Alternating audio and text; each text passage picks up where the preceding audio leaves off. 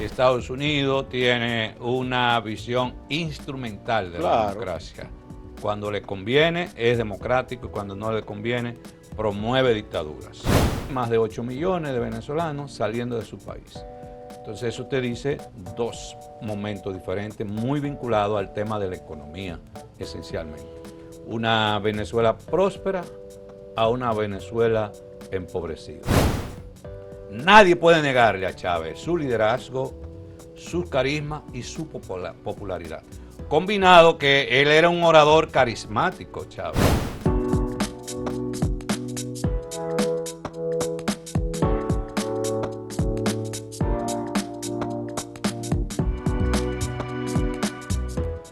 Saludos amigas, amigos, ustedes sintonizan Acento TV y este es su espacio a partir de ahora.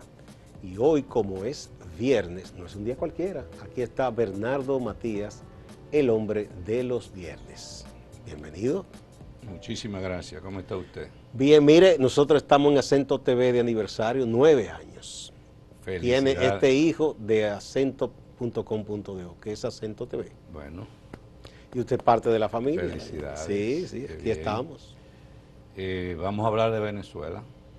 Muy bien, bueno, aquí ha habido unos programas bastante encendidos que ha hecho el colega Fausto Rosario Adame con algunos invitados hablando del tema de Venezuela. Pero usted sabe cuáles son las características nuestras. No es el incendio, sino es... No, es el dato. Y a la raíz. A las fuentes con el dato. A la raíz. Vamos a ver. Es posible que esto sea una serie también, no sé si ustedes tienen como usted quiera, este es su espacio. Gracias. Yo lo he llamado Venezuela en 3 actos: democracia, revolución chavista y crisis del madurismo. No se puede entender la situación de Venezuela sobre la base de eslogans, ideologización.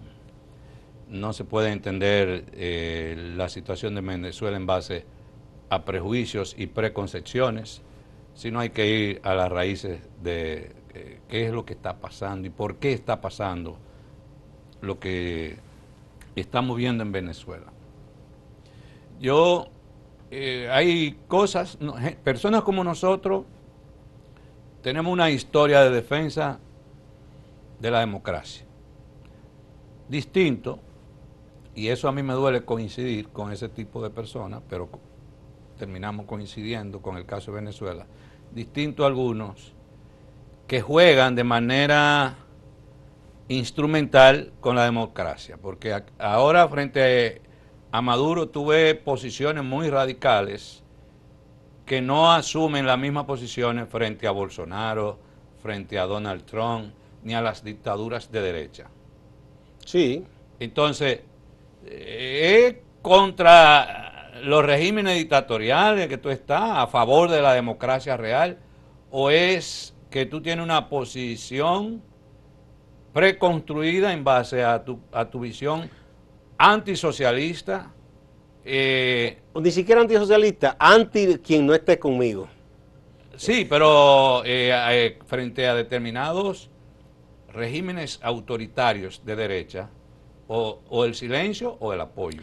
Bueno, por eso yo no le creo, de izquierda, no le creo ni a Estados Unidos ni a la Unión Europea sus discursos y su supuesta defensa de los valores de la democracia. Usted cayó en el punto. Porque eso es antojadizo. Estados Unidos tiene una visión instrumental de la democracia. Cuando le conviene es democrático y cuando no le conviene promueve dictaduras. Pero también hay otras corrientes que son corrientes muy ideologizadas de las izquierdas radicales que construyen un sentimiento muy victimal, de entender que todos los problemas que suceden en nuestros países son el resultado de las políticas intervencionistas de Estados Unidos. No terminan de entender los elementos internos propios, los modelos que se implementan en términos económicos y políticos que desarrollan mucho de nuestros gobiernos, de sus propias políticas, del papel que juegan tanto las élites, las oligarquías, pero también el mismo pueblo. Porque el pueblo nosotros tenemos una concepción muy victimal del pueblo. Y muy, digamos, idealista. Esa es la más grave porque yo he caído en la idealización del pueblo, pero he ido aprendiendo poco a poco, todavía me sale esa idealización. Vamos entonces a empezar a ver la Venezuela democrática y cuáles fueron los aportes de Venezuela en América Latina. Nosotros tenemos que antes del 1998, antes de la llegada de Chávez al poder, digamos 10 años antes, hablemos del 1988 hacia atrás, Venezuela tenía un rol importante en América Latina. Y si nos vamos más lejos, jugó un papel determinante como líder en la independencia, en las independencias de América Latina, encarnado en la figura de Simón Bolívar. Simón Bolívar, conocido como el Libertador, fue un actor clave en la lucha por la independencia de varias naciones latinoamericanas: Ecuador, Bolivia, Colombia, el Perú, Venezuela. Bolívar no solo contribuyó a la liberación de Venezuela, sino a la de muchos países. Entonces, ese espíritu bolivariano ha marcado la identidad internacionalista de Venezuela. Venezuela ha sido siempre un país que se ha preocupado por la situación de otros países. Por eso yo no me alineo con el discurso de que sean los venezolanos que resuelvan su problema. Yo creo que eso hay que plantearlo desde mi punto de vista. Yo lo planteo de otra manera. El caso de Venezuela nos concierne a todos. Ahora, la decisión final debe darse con los actores del pueblo venezolano. La decisión final, el desenlace. Pero no significa que no haya presión internacional, que no haya actores que jueguen un papel importante y que no nos duela a nadie. La visión de Bolívar también era de una América Latina unida, y su lucha por la libertad fueron fundamentos para la construcción de la base democrática de la región. Es decir, el pensamiento bolivariano fue un pensamiento que fue determinante para la construcción de una concepción de la democracia en toda la región de América Latina. Hay un pacto que también marca, es un hito importante en la historia de Venezuela, que es el Pacto de Punto Fijo del 1958. Venezuela venía siendo dominada por dictaduras, igual que toda América Latina. Tuvo a Gómez, tuvo a Pérez Jiménez. La última fue la de Marcos Pérez Jiménez en ese periodo.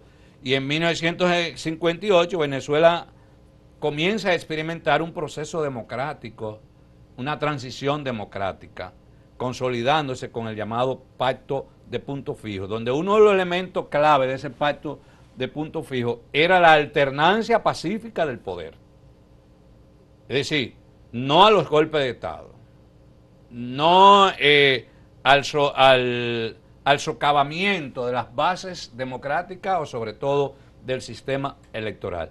Y Venezuela se convirtió en un modelo para América Latina. Bueno, y hay que ver toda la solidaridad en la administración del presidente Rómulo Betancourt hacia República Dominicana y los dominicanos.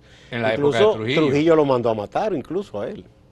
Pero después se agrega todo el papel importante que jugó Carlos Andrés Pérez, su liderazgo a nivel internacional y aquí en República Dominicana. Y Rafael Caldera también, que era social cristiano.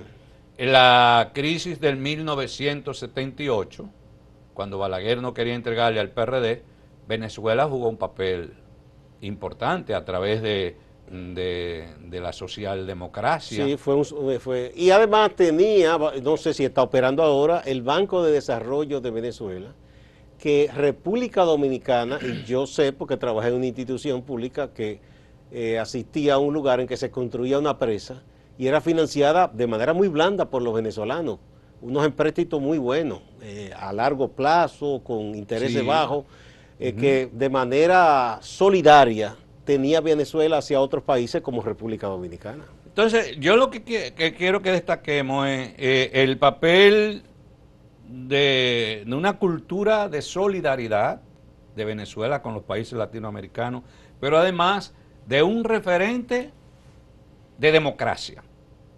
Era como uno de los espejos de democracia. En medio de las dictaduras de América Latina, Venezuela exhibía uno de los regímenes, uno de los gobiernos, no, uno de los sistemas más democráticos del continente, junto con Colombia, Costa Rica, para citar esos tres. Exactamente. Porque había muy poco que citar en esa época. Sí, había y Venezuela era uno de esos muchas países. Muchas dictaduras civiles o militares, golpes de Estado. Vamos a la primera pausa, Bernardo, y retornamos.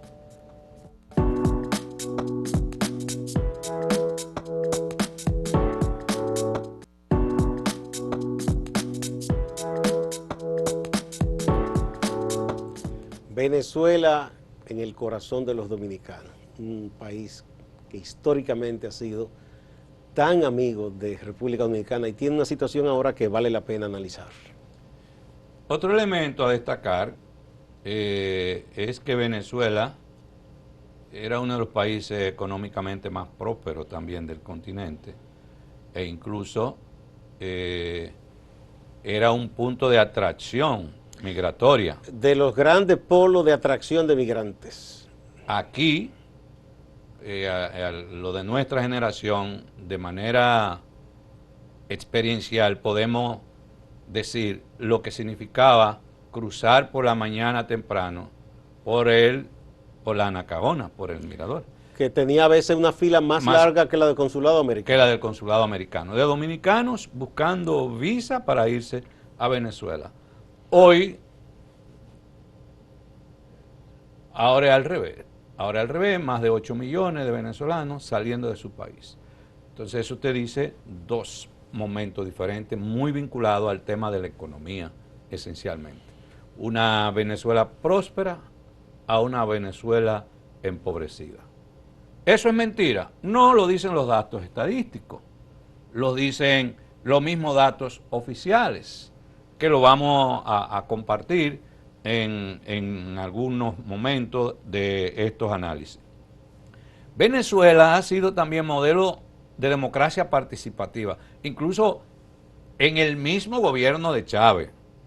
Es decir, el gobierno de Chávez en su primera etapa promovió modelos de participación democrática, de participación popular, que fueron referentes para otros países de América Latina. Y la Constitución tenía muchos avances. La Constitución de 1999, donde ahí se establece por primera vez el referéndum, las consultas populares.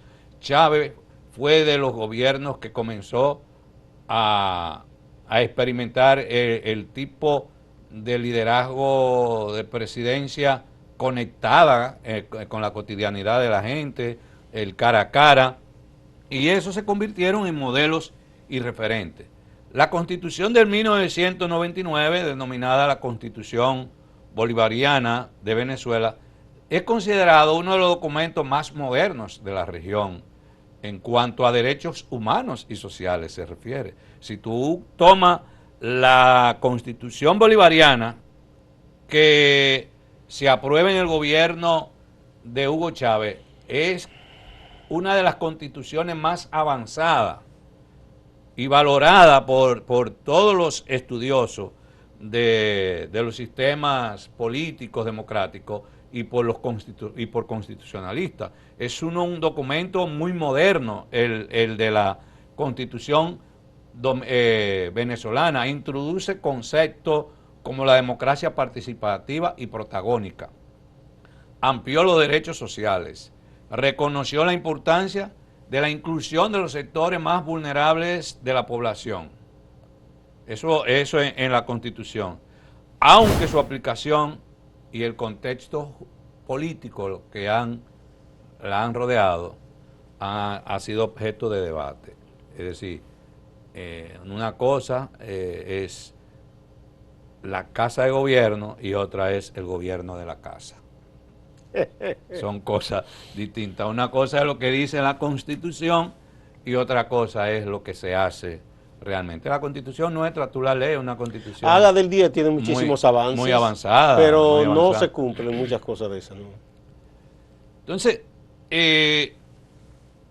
desde el sueño de Bolívar de América Latina unida hasta la participación de en la fundación de organismos como la Comunidad de Estados Americanos y Caribeños, CELAC, la Alianza Bolivariana para los Pueblos de Nuestra América, ALBA, Venezuela... Esa no avanzó mucho. No, porque era Hugo Chávez el que estaba empujando todo eso. Y además en un momento de gran empuje por los altos precios del petróleo, todo eso cambió. Pero que había algunos líderes determinantes en ese momento de la izquierda latinoamericana que facilitaba.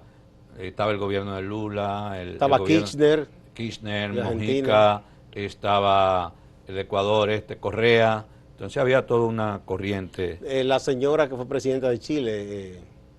Bachelet también. Sí. Entonces eso facilitó esa corriente internacionalista y de crear un bloque alternativo a la OEA.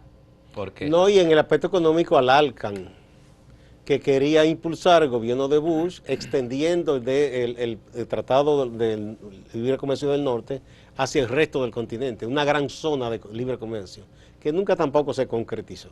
Entonces se produce una fragmentación, una ruptura de esta Venezuela, pero la fragmentación, la ruptura no se produce ni en el gobierno, ni en los gobiernos de Chávez, ni en los gobiernos de Maduro. Es ante los gobiernos de Chávez y de Maduro. Eso es uno de los elementos que hay que entender, que la crisis venezolana no es una crisis generada ni por el chavismo ni por el madurismo. Es una crisis que ya venía acumulándose desde hacía años. Precisamente la gente elige a Chávez, que fue una persona que irrumpió de pronto en la política, un ex militar, porque había dejado de creer en los partidos tradicionales. De ahí vamos a empezar entonces a hablar del segundo acto, el chavismo. Vimos el primer acto, la Venezuela democrática. En los años 80 y 90, Venezuela comenzó a experimentar una grave crisis económica. ¿Por qué? Por la caída de los precios del petróleo. Venezuela ha sido, ese error se cometió antes del chavismo, durante el chavismo y en la época actual. Venezuela ha cometido uno de los errores que ha sido característico de los gobiernos latinoamericanos.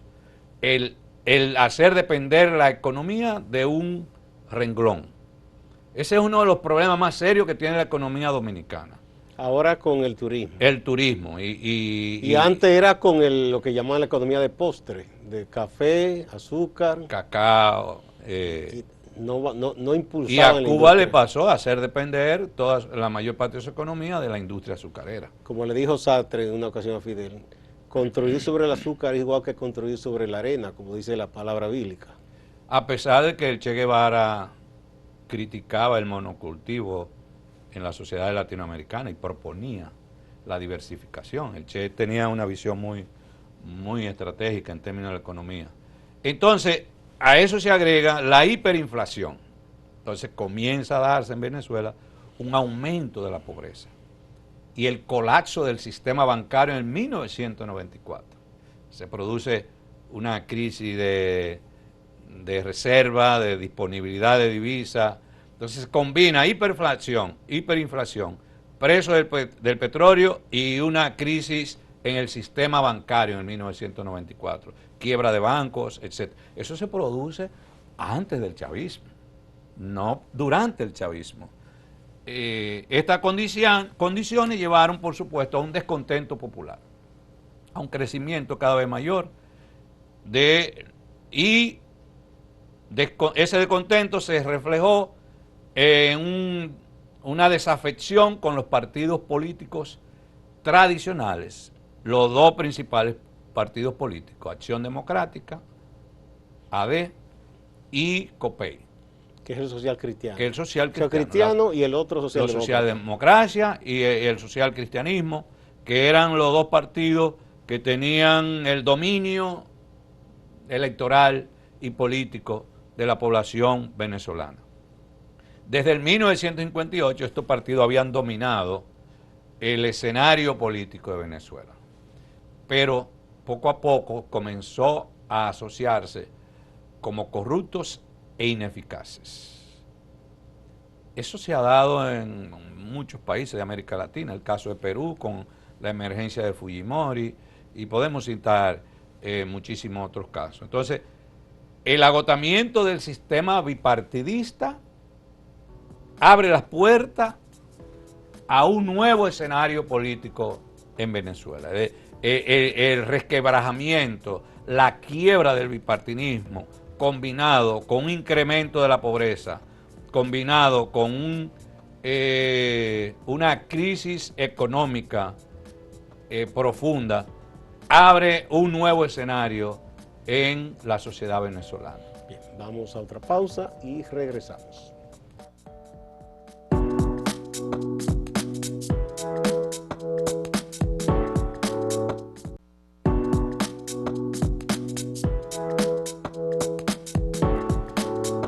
Continuamos con el hombre de los viernes, Bernardo Matías.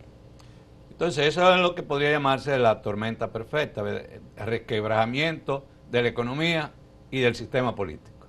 Eso es tormenta perfecta. Entonces, en 1992 se produce el intento de golpe de Estado de Hugo Chávez al presidente Carlos Andrés Pérez, que fue fallido. Pero ¿cuál fue la importancia de ese intento de golpe de Chávez? De ese intento de golpe es que emerge un liderazgo simbólico de resistencia, símbolo de resistencia. ¿Contra qué? Contra la clase política tradicional, contra el establishment, contra la oligarquía, contra los partidos corrompidos y dañados. Entonces Chávez encarna una nueva aspiración del pueblo venezolano. Un sentimiento popular. Un sentimiento popular.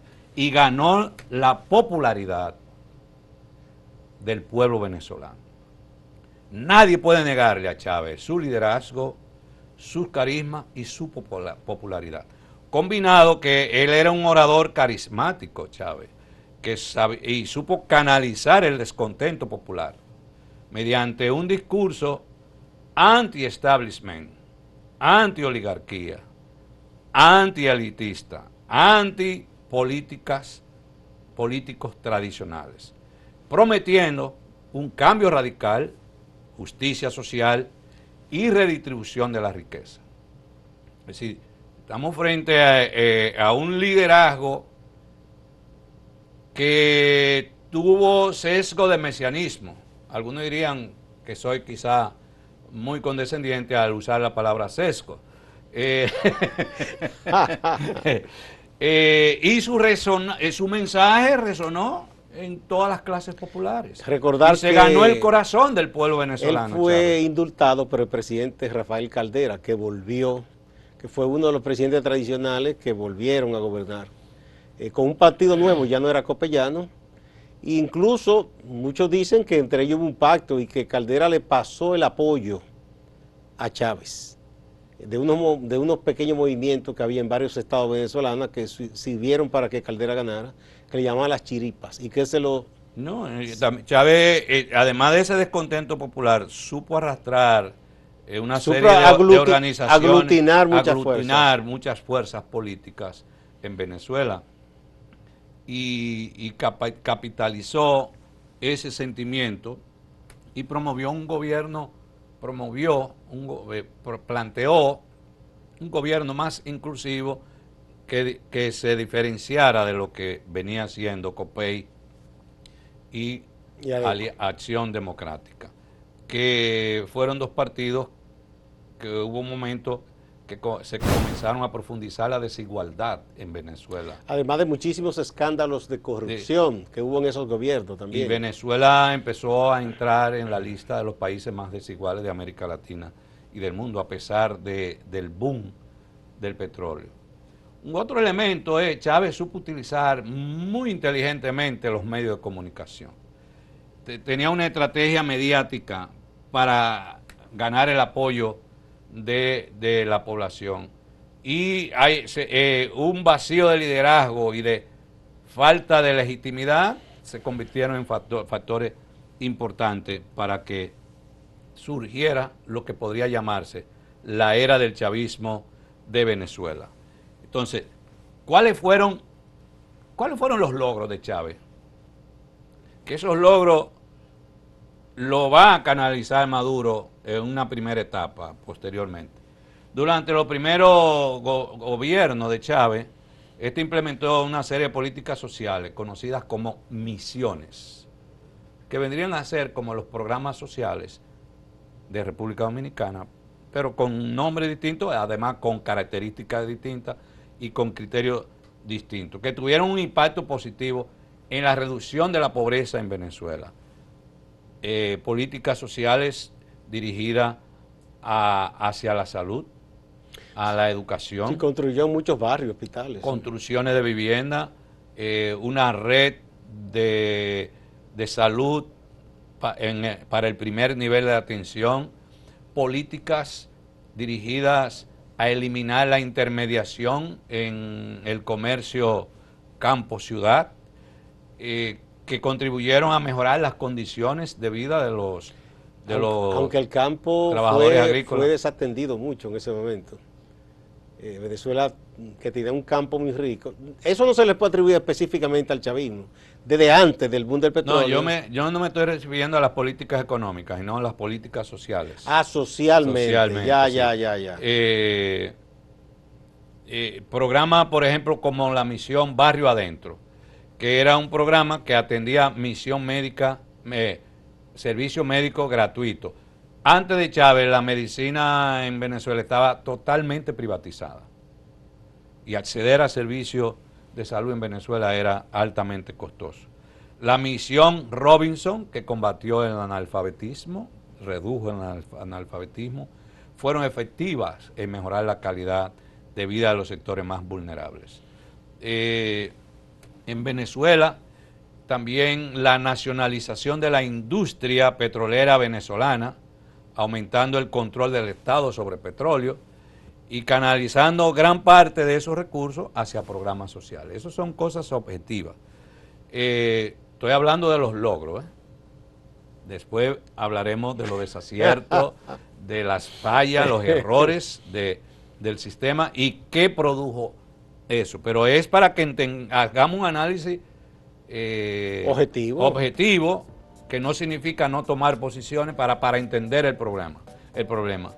Esto permitió entonces que el gobierno de Chávez financiara sus proyectos de bienestar social y expandiera su influencia tanto dentro como fuera del país, porque esos planes, esas políticas sociales se convirtieron en un referente para otros países también. Bien. En la próxima sesión vamos a seguir profundizando este tema. Yo creo que la gente va tomando el hilo histórico del asunto, que es lo importante. Muchas gracias. Igual a ustedes, amigas y amigos, no se vayan, que hay más en Acento TV y Acento Portal.